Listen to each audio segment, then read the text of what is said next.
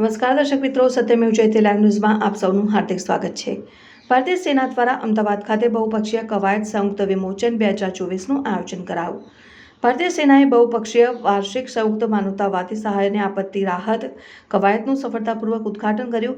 18 November 2024ના રોજ અમદાવાદ ખાતે સંયુક્ત વિમોચન 2024 ઉદ્ઘાટન કાર્યક્રમમાં વિવિધ એજન્સીઓ વચ્ચે આપત્તિની તૈયારી અને પ્રતિભાવ ક્ષમતાઓને વધારવાના હેતુથી વ્યાપક કવાયતની શરૂઆત કરવામાં આવી હતી। આ ઇવેન્ટમાં ગુજરાતના દરિયાકાંઠાના પ્રદેશમાં ચક્રવાતની થીમ ઉપર ધ્યાન કેન્દ્રિત કરતી ટેબલ ટોપ એક્સરસાઇઝ દર્શાવવામાં આવી હતી, જે અસરગ્રસ્ત આપત્તિના દ્રશ્યનું અનુકરણ કરે છે।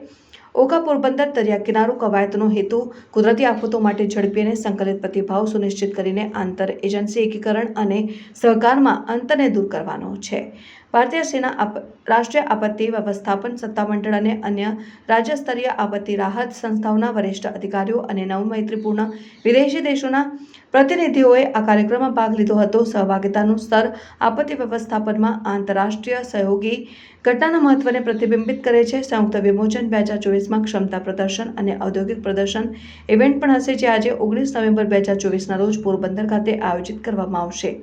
આ ઇવેન્ટ દરિયાકાંઠાના વિસ્તારોમાં રાહત કામગીરીના વ્યવહારિક અમલીકરણને દર્શાવશે, જે હેતુ માટે બહુવિધ એજન્સીઓ અને વિશિષ્ટ સાધનોનો ઉપયોગ કરે છે। Reporter Sanjeev Rajput, Satyamev Jayate live news, Ahmedabad.